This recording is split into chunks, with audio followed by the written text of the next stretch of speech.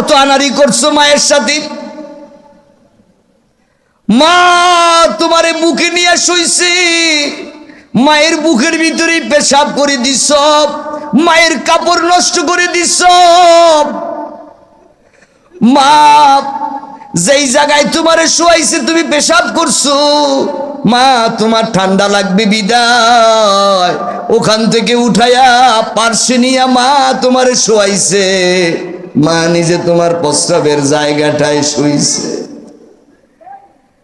ও যুবক, আজকে কেন তুমি ভুলে গেলা?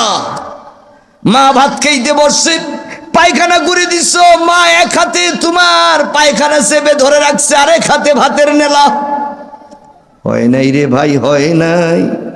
এমনটা কি হয় নাই? আজকে কেন ভুলে গেছো? ওই মা একটু উলট পালট কথা বললে মেজাজ খারাপ হয়ে যায়, ওই বাবা একটু উলট পালট কথা বললে মেজাজ খারাপ হয়ে যায়। তুমি তো তোমার জীবনে লাখ লাখ বার মা বাবার সাথে উলট পালট কথা বলছো, মা বাবা রাগ হয় নাই? অনেক ছেলে আছে বউয়ের কথা শুনিয়া মা বাবার প্রতি অশ্রদ্ধা করে, মা বাবাকে অবহেলা করে। আসেনি এরকম? আল্লাহর কসম দিয়া বললাম রে বন্ধু, তুমি জানো না তোমার মা তোমার বাবা হলো তোমার জন্যই দুনিয়ায় আল্লাহর দেওয়া সর্বশ্রেষ্ঠ নিয়ামত। সুবহানাল্লাহ। আমার রাসূল বলেছেন, হুমা জান্নাতুকা হুমা নারুকা।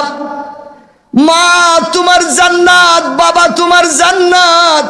আবার মা তোমার জাহান্নাম, বাবা তোমার জাহান্নাম।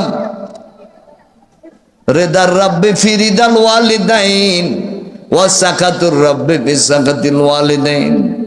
মা বাবা খুশি তাইলে আমার আল্লাহ খুশি, মা বাবা বেজার আমার আল্লাহ বেজার।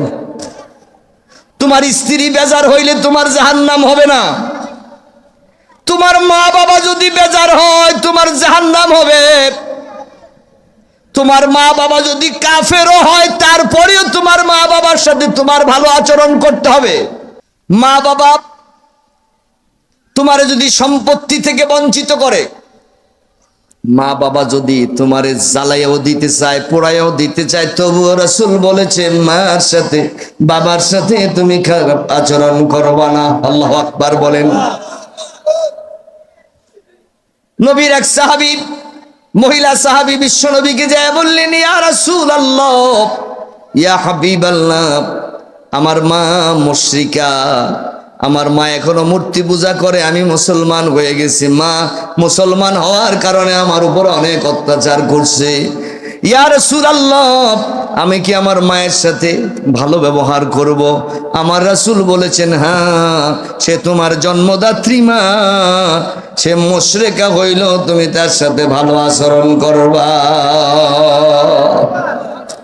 যুবক, তুমি কেন ভুলে যাও? তুমি যখন 3 বছর 4 বছর 5 বছরের সন্তান ছিলা, বাবার কোলের মধ্যে উঠছো, বাবারে বলছো, বাবা এটা কি? বাবা বলছে এটা হলো নারিকেল গাছ। ওগুলা কি? গাছের মধ্যে এগুলা কি? বলছো এগুলা নারিকেল। আকাশের দিকে তাকায়া বলছো এটা কি? বলছে সূর্য। আবার জিজ্ঞাসা করছো চন্দ্র, আবার জিজ্ঞাসা করছো, একের পর এক প্রশ্ন বারবার করছোই করছো।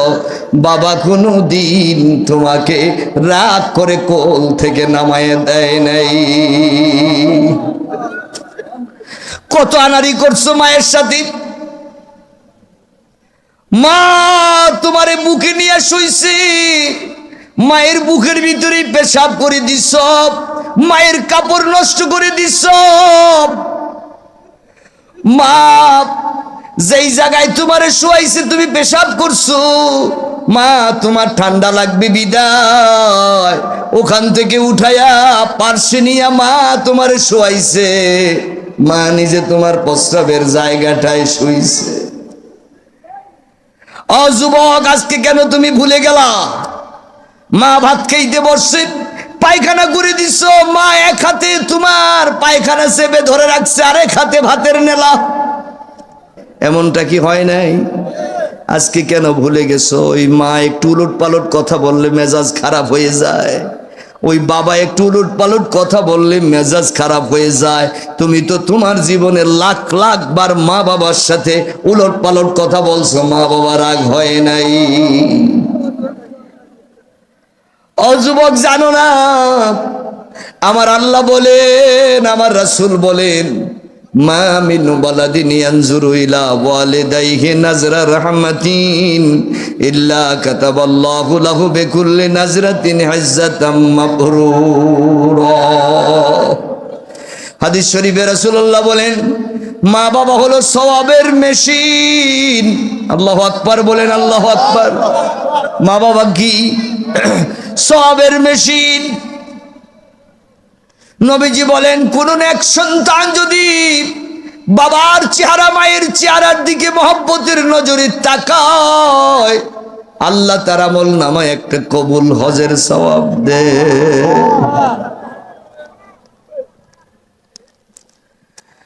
বন্ধুরে আমার,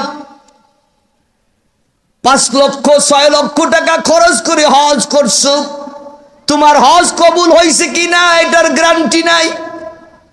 কিন্তু মায়ের চেহারা বাবার চেহারার দিকে একবার তাকাইলে আল্লাহ পাক একটা কবুল হজের সওয়াব তোমার আমল নামায় দিয়ে দেয়।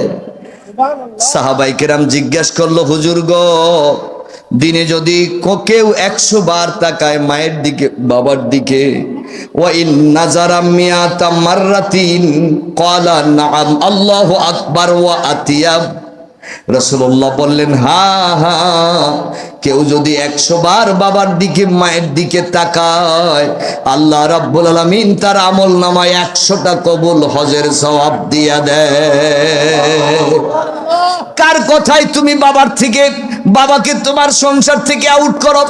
কার কথায় তুমি তোমার মাকে সওয়াবের মেশিনকে বাড়ি থেকে বের করে দাও?